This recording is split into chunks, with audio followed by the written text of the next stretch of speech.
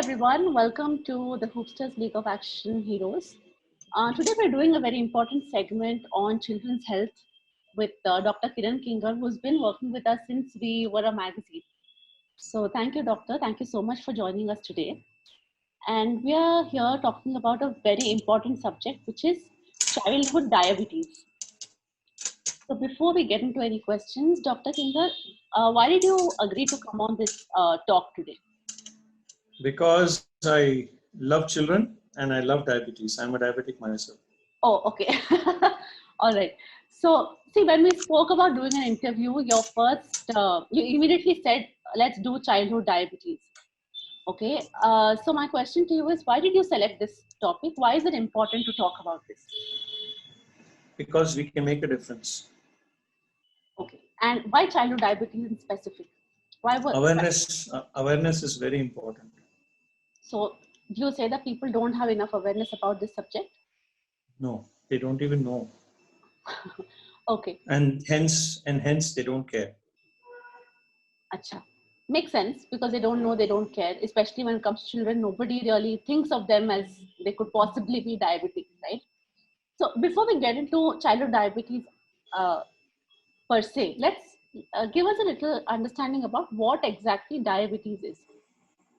Diabetes is a disorder of blood sugar metabolism. So the blood does not allow the sugar to be controlled well because it has got dysfunctional. Basically, it is a disorder. It's not a disease, it's a disorder of blood sugar, right? Everybody's blood has sugar. If it is in order, then they don't have diabetes at all, like the majority of the people who are healthy.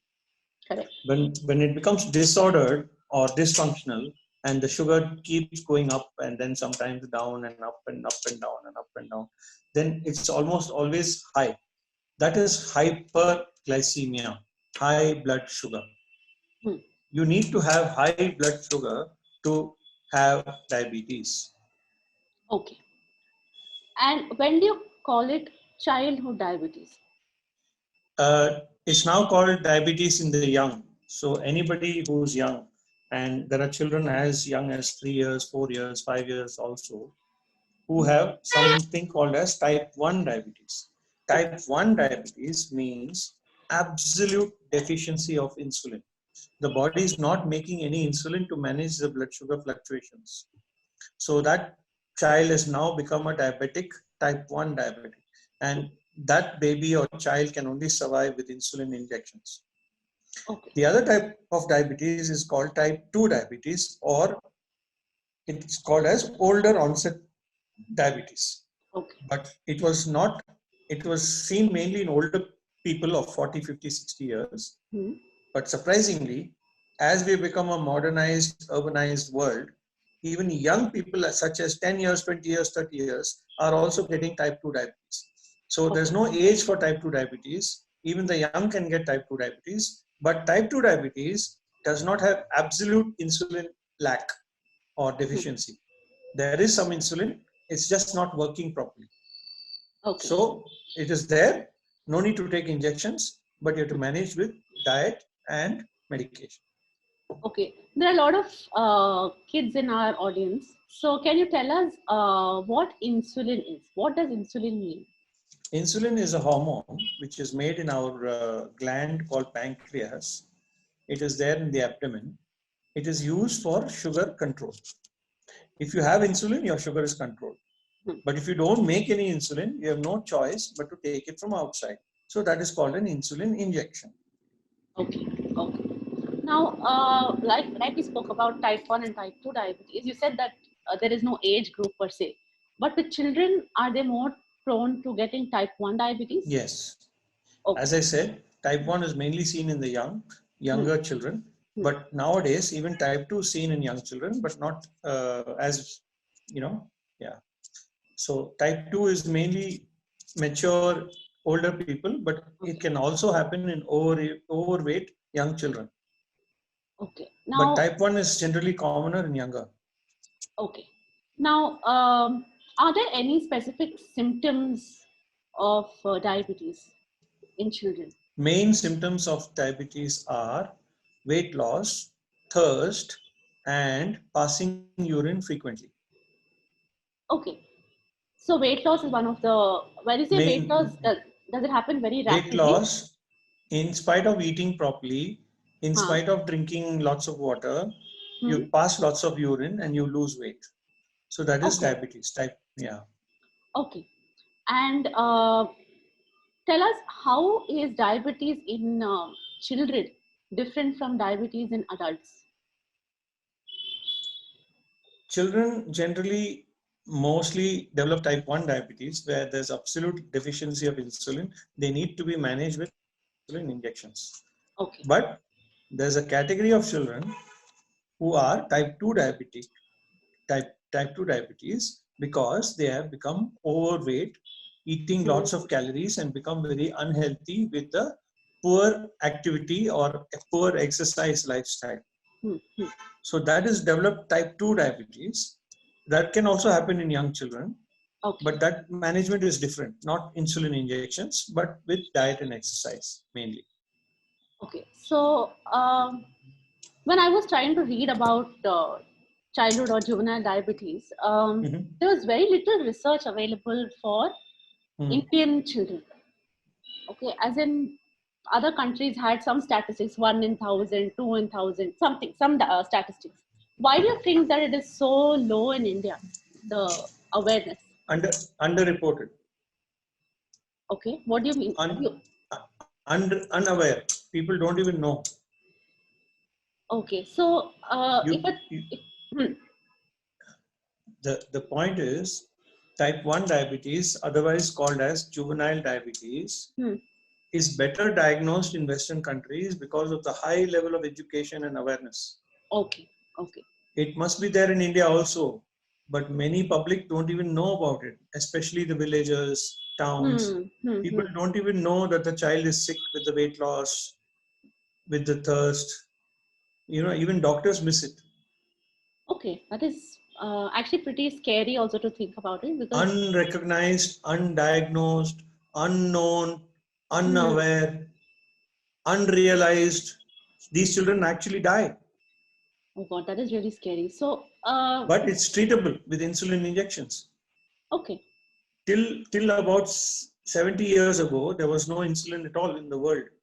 So many children were already dying. Correct. But then insulin came to be available, and then insulin has improved a lot now. There are some really good, clean, modern insulins which actually save lives. Okay, so my question to you is, what can parents do to make sure that their children get treatment early? What should they be doing? Simple. Go to the doctor soon. As soon as you see a sign of thirst, passing urine frequently, weight loss, any sign which makes you suspicious, go get tested quickly and see the doctor quickly. Get treated quickly. This is a little difficult because the thing is with thirst, for example, we say that the more water you drink, the better for you. Number one thing. Second thing is, if a child is losing weight, suppose a child is possibly obese and the child is able to lose weight, then the parents are actually happy about it. So are there any alarm signs that we need to look out for? Unexplained weight loss. In spite of eating properly, he's losing weight. In fact, he starts eating more and still he loses weight. Okay. Okay. So that's strange, isn't it? Right. Somebody is eating so well, still losing weight. Where did the food go? It got burnt because of the diabetes setting in. Okay. So the word is unexplained weight loss. Okay, so when there is no real, the child is not trying hard to lose weight, but is losing weight anyway. Unexplained, yes. Right. Now that you're talking about childhood diabetes and all of that, in your experience, Yes. When did you see the cases of diabetes shooting up? When did it like spike? I think even this last 1 year, pandemic itself has made kids very inactive. Online classes, sitting at home, not going out and playing, eating a lot of calories. Food is easily available now, and a lot of sugar content in almost all the foods. So the lifestyle changes has happened, and the pandemic has made it worse. Right. And so what is the age of your youngest patient who is diabetic? 3-year-old girl. She's on injections. she's doing very well. The So, mother takes care of her. She checks her blood sugar daily. She gives her insulin daily. She makes sure she gives food on time. And okay, suppose she doesn't eat, we make sure that she drinks something at least, so that the sugar doesn't go down after the insulin injection.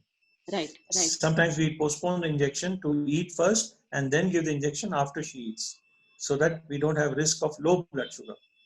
Okay, and what causes this?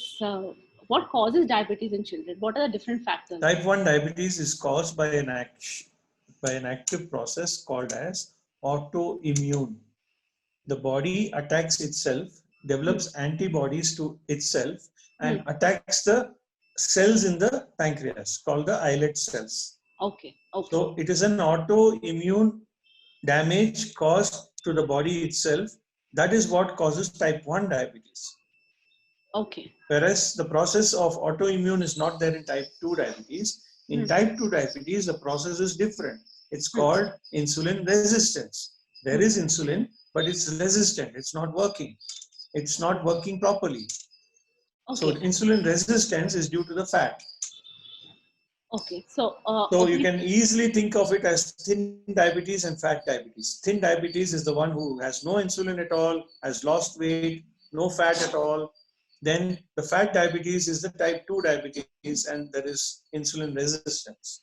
So, so does it mean that in type 2 diabetes there is no weight loss? There can be weight loss, and that is a bad sign in type 2 as well. Unexplained weight loss. Okay. Without any dieting and without any exercise, Okay. if somebody is losing weight, that means his insulin is not working properly. Okay, so it's a common symptom. And does this also, can it also be genetic or hereditary? Yes, type 1 can be genetic. If both the parents are diabetic, the chances are higher. If one parent is diabetic, the chances is high, not the highest. And sometimes there is no family history at all. Okay. So and there is no clear cut, but genetic can be a cause. Yeah. Can any habits during a woman's pregnancy, can any habits that she had during her pregnancy cause diabetes in the child? No. No. It's mainly genetic. It's not habit. Okay. So there are no like precautions to be taken in my pregnancy to prevent diabetes. In pregnancy, the woman, the lady who's pregnant and carrying a baby should eat healthy. That's the answer. Okay. So avoid sugar, sweets, and eat healthy items. Okay. So let us come a little bit. I'd like to talk a little bit about childhood obesity. Okay. The reason I want to talk about this is a lot of parents, since the time that children are born, they want them to be chubby and cute and all of that, That's a misunderstanding. That's a misconception. Chubby is not cute. Cute is not healthy. Absolutely. So some children are born chubby. Some children are made chubby by parents. But when does it tilt towards obesity? Imbalance. Over consumption. Okay. High calorie consumption. Okay. Excess sugary foods. Excess sugary drinks. But less expenditure of energy. Not active, not playing, not going outdoors, not running, not jogging, not walking. So you put in 2000 calories and you burnt only 100 calories. You're in excess of 1900 calories. Right. Calorie excess causes weight gain. Simple. Okay. And the word is imbalance. And when do you identify a child as, okay, this child is obese? When do you identify a child as obese? In children also, we have a body mass index calculation. Okay. The taller a child, the more he can bear the weight. If it's a very short child, even a slight weight gain will make him look more round. Okay. Okay. So the amount of fat and body weight you have in proportion to the height you have is what is taken into the calculation called as body mass index. Okay. Height by weight by height square. Okay. So, the fatter you are, is also because the shorter you are. Okay, fair enough. Okay. So you can have two kids, one is 5 feet tall and one is 4 feet tall, and put both of them as 40 kilos. The 4 feet tall with 40 kilos will look much heavier and is obese compared to the 5 feet tall kid with same 40 kilos. So the kg is not the answer. The answer is weight for height and height for weight. Okay. Okay. So you have to make Imbalance. sure. Again the imbalance. Yeah. So you make sure that it's proportional. Okay. Yeah. Now, there is one trend that I've seen very recently, because a lot of friends who are of my age have children. Okay. And there is this shifting trend towards feeding children every 1 hour, every 2 hours, they have a particular time, and it's very specific, like you have to feed the child whether he or she's hungry or not. Tell me something about that. Is that good? Normal human body? Everybody has a mouth, everybody has a stomach. Hmm. Normal human body, small or big, the stomach empties every 3 hours. Daytime, every 3 hours, somebody can eat smaller meals just to fill up the stomach. Okay. So you can have 5 meals a day, but quantity should be right. Okay. So is it healthier to eat smaller meals, or? Yes. Okay. Yes. That's why I'm saying that. Okay, it's healthier to eat smaller meals. And it is unnecessary to eat at night. Say from night 9 o'clock to morning 7 o'clock. Those 10 hours, ideally the child should be sleeping. Okay. But then they give them a large bottle of milk. Yeah. True. So even that can be excess calorie consumption. Correct. So the thing is, when we were younger, the practice was simple. When a child is hungry, you feed them. The child will come, the child will cry, whatever. Correct. Today, a lot of the kids that are around me, they don't seem to know hunger, because they're always full. Correct. Is that a good thing or is that a bad thing? It's a terrible thing. Okay. It is a seed of disease. It is what leads to hypertension, obesity, diabetes, heart disease in future. Can you tell us why? The reason I'm stressing so much about this is because actually a lot of doctors are also recommending this pattern of feeding or eating and things like that. Every 3 hours, small frequent feed is the answer. Okay. There's not every hour or every 2 hours, every 3 hours. Okay. So it's okay for naturally the child's stomach is empty in 3 hours. Right. Okay. Let's say he ate a small meal at 1 o'clock. You know by 4 o'clock he can be hungry, he can have a snack. Correct. So why don't we give him a healthy snack? Correct. So feed the child, first of all, what to feed, healthy. How much to feed, how much his size of his stomach is. When to feed, every 3 hours. And in between all these meals, he shouldn't be sleeping or inactive. Okay. Okay. He should be playing. So if the children play through the day, they can snack through the day. If they're doing nothing but just sitting online class and then sleeping and again online class, or not playing, or playing in the electronic gadgets, iPad and all those mobile and all those things, then there's no activity, no burning of calories at all. Absolutely. Completely makes sense. And one of the facts that I read today while reading about childhood diabetes is that India is second in the world when it comes to childhood obesity. Is that true? Yeah, because we are far more modern. We have far more facilities. We have food available at the press of an app. We have easy snacks available. So it has become what you call easy for us to put on weight, eat more calorie food. So that is why childhood obesity has increased in India. Okay.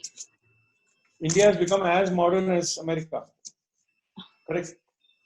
We are better than America. We have the latest phones. We have the latest cars. We have all the McDonald's and Burger Kings and the KFCs. There's no shortage of anything in India. Absolutely. So you are going to feel westernized even though you are actually not a Western country.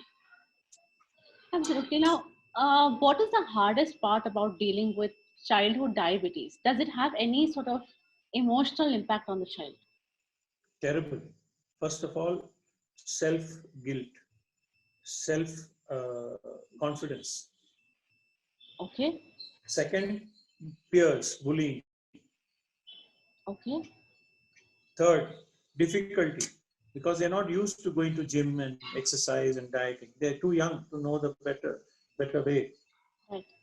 So there are a lot of challenges, a lot of difficulties. You can only empathize with them, but then it's very difficult to force them. Okay. And see, we're talking about type 1, type 2, whatever type of diabetes. So in type 1, you're talking about insulin injections and regular injections and all of that. So tell us how it affects the child's daily life. It is affecting what you call as it's a task.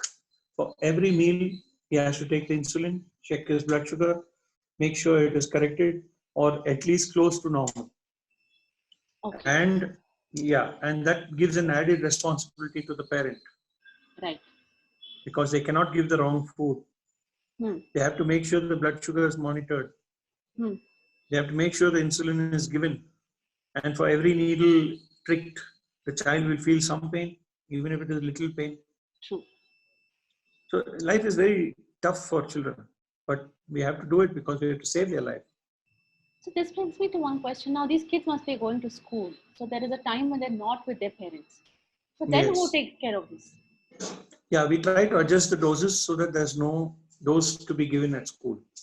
Okay. Okay. We avoid school injections. We try to keep them as normal as possible in school, but we give them healthy meals so that sugar content is not high in school snack or school lunch box, so that the sugar is not gone too high.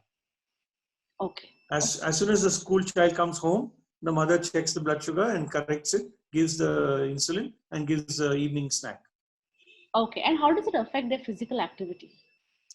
Again, if the sugars are not too low, they can be running around normal. In fact, activity is good for such children. They can manage their blood sugar without insulin. Okay. So activity is good for children. Yeah. Okay. So it doesn't both type 1 and type 2 children, if they're active, it's good for them. And is it possible for infants to develop diabetes? Like rarely, yes. It is possible. And it's not common. It's not common, but it's there. And these insulin injections that you're talking about, are they lifelong, or do they stop after a certain time? No, lifelong. And there's no way to reverse it. In type 1 diabetes, insulin dependence is because of complete insulin loss in the body. So it is lifelong. Okay. All right, well, and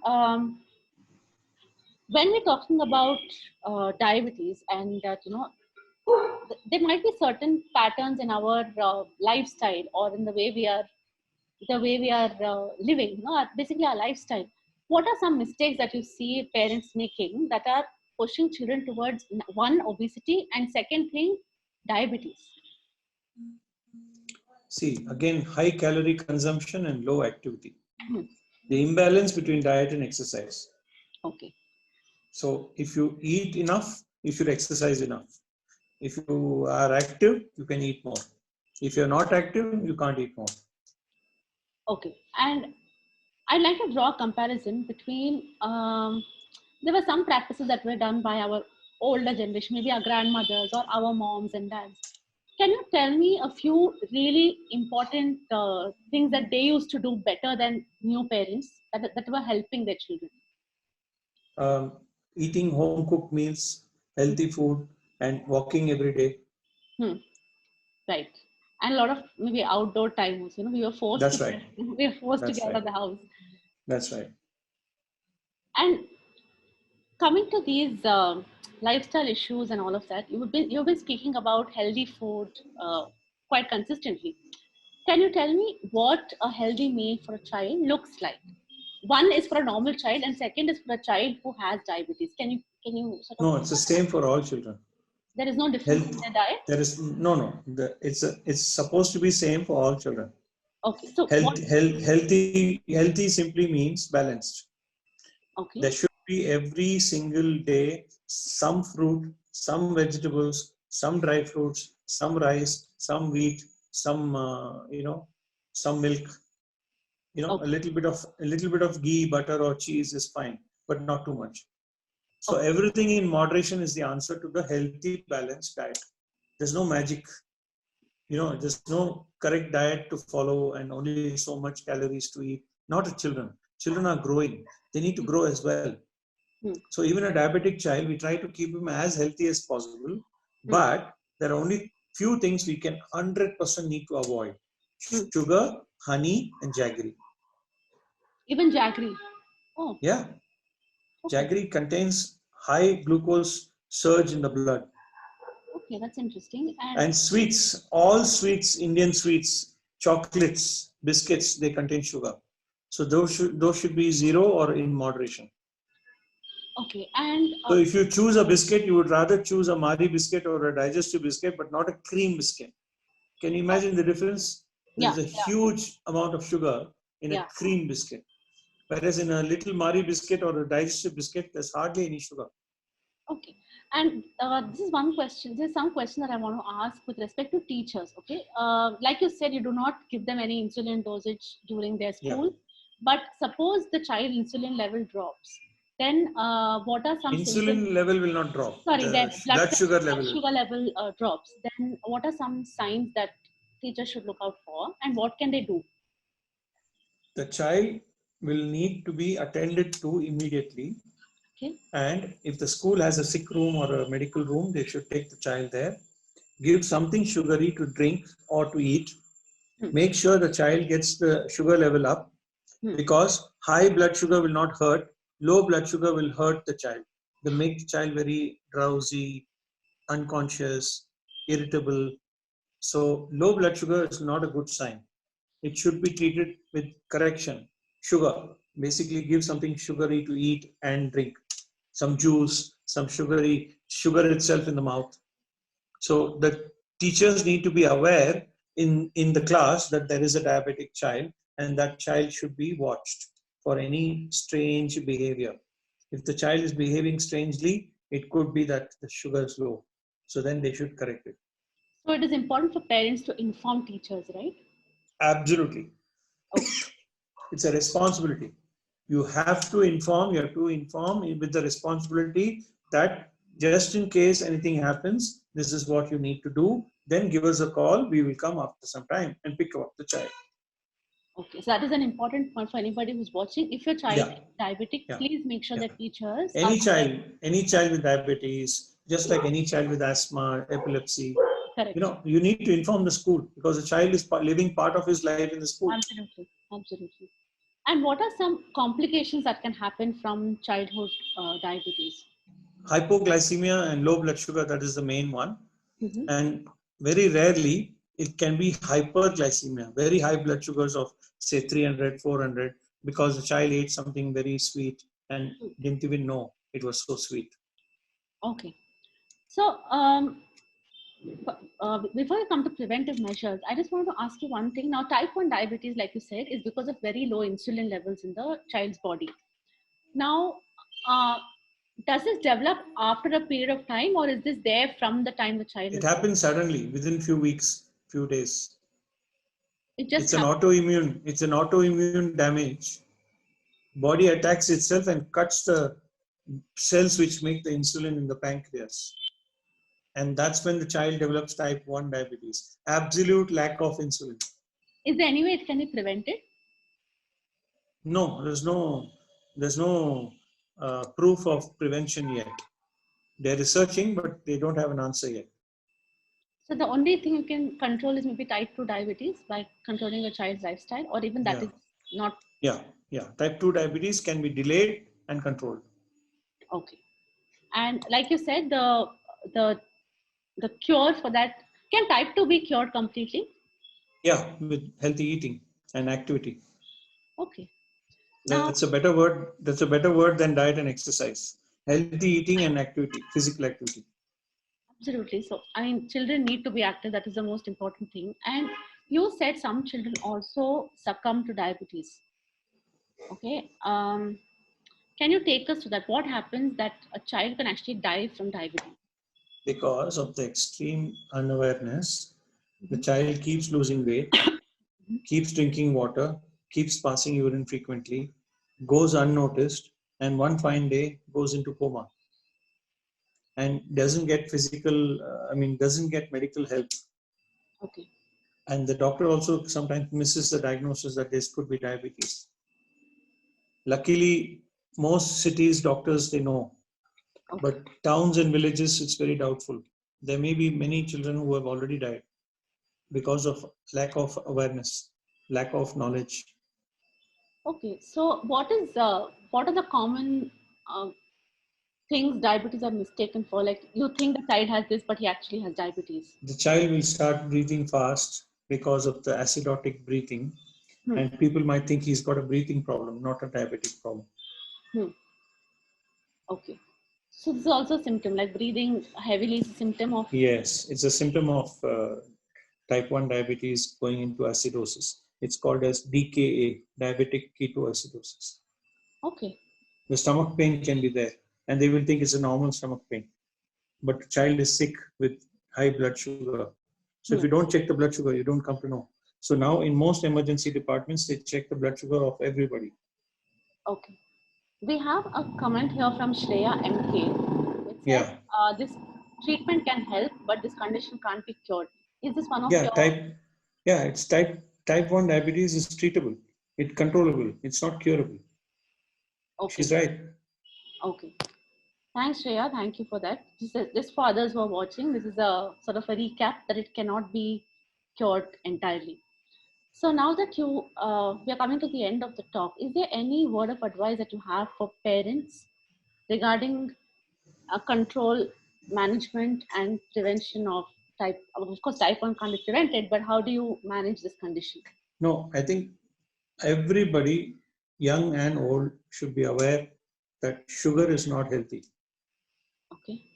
Sweet is not always nice. It tastes good, but it's not good for the body. But for children, is it okay? Moderate. See, excessive sugar is not good for anybody, even a child, even a baby. Okay. Imagine if you keep eating only sugar, what is going to happen? Doctor, there's one thing I want to also bring up. Now, when we say sugar, we only think of sweet foods. Okay, but are there any kind of foods that we are unaware of which can contain hidden sugars?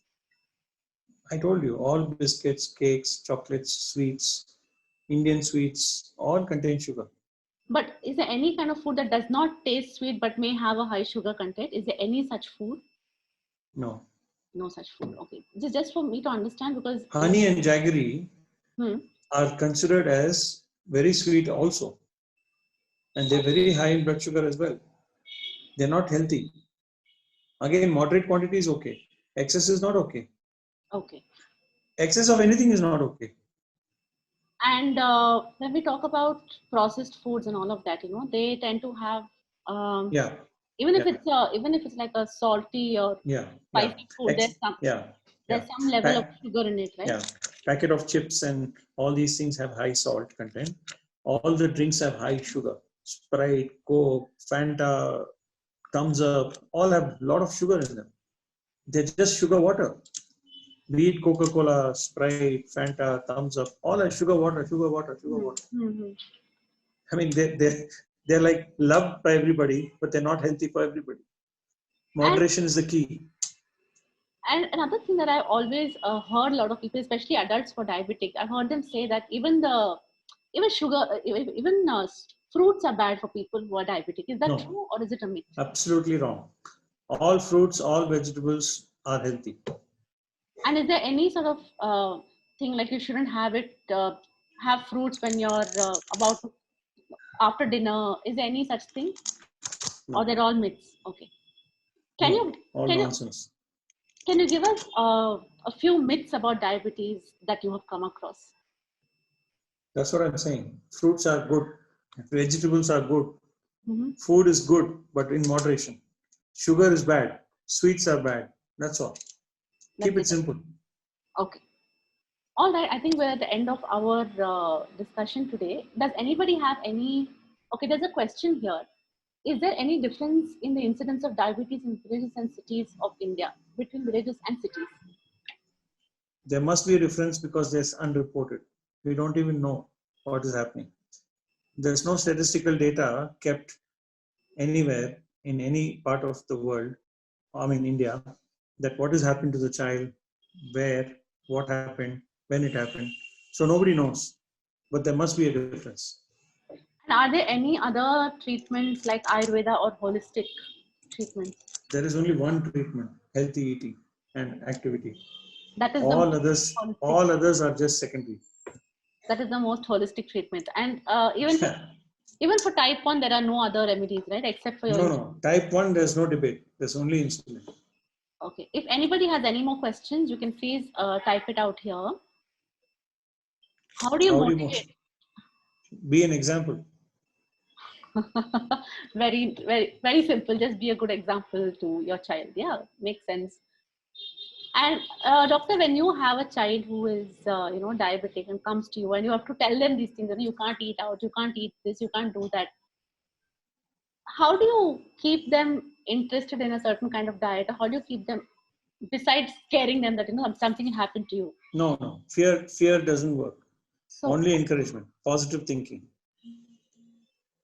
Just keep encouraging. That's it.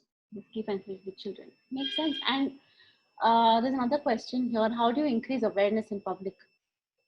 By talking about it. Don't be shy. Tell everybody sugar is not good, sweet items are not good. You can have it in small quantities, medium quantities. Be active, eat healthy. Say the same things again and again to thousands of people. Everybody will become aware. There's one question here which says, if you get taller by stretching or other methods, does it decrease obesity? Taller is good, but taller height is gained by genetics, not by stretching. There you have it. So if you're trying to stretch, then it's not helping you. No. If you're stretching, you're doing some activity. So I'll allow you to jump, stretch, skip, dance, do what you want. So don't discourage any activity. Any activity is good. Any exercise is good. Absolutely. So you're not going to get taller, but you're going to get fitter for sure. So it can absolutely. So it can, in a way, decrease obesity. So absolutely wonderful. So now you're talking. Now you're talking sense. Absolutely. So keep stretching. So thank you, Gauri. And that's about it, doctor. I think we've answered most questions. Yeah, I think it was good. Everybody's learned something new. Absolutely. And yes, the answer is yes. Okay, that's damaged. Have you come across any parents who are ashamed to talk about their child's diabetes? Yeah, they're sometimes shy, embarrassed, scared. There's nothing to be. Face it. Deal with it. Absolutely, there's nothing to be. It's just it's something gone wrong in your body which needs to be fixed. Nothing. It's treatable. Absolutely, it's just your body which is different. Yeah, enjoy life with it. That's it. You did not touch about biochemical changes in diabetes, such as increase of sugar content in urine. Boring. I'm not doing biochemistry here. So, we can talk a lot about it, but you'll get bored, all of you. Yeah, so the idea basically is to help you understand what exactly happens when you have diabetes. Yeah. The most important thing is we need to catch the symptoms early as possible so children can get help. That is basically the objective of all these talks that we're having. The fact that we learn something is a great thing. Yeah. And if you go into the details of it, there's a lot of interesting things that happen in your body for sure, which autoimmune diseases themselves, autoimmune diseases themselves are an interesting phenomena by themselves. And no, Dr. Min, that was not a rude answer. It was just to tell you that there is so much we can discuss about diabetes if we go into detail. We didn't mean to be rude. If you felt that was rude, we're really sorry. But the fact is that that will not help what we're trying to do today. What we're trying to do today is hope that people who watch this show are able to get their children help in time. That is basically the objective of this show. So I hope we can have another talk someday where we go into the details of it. All right. I hope that answers your question. And thank you so much, Dr. Kinger.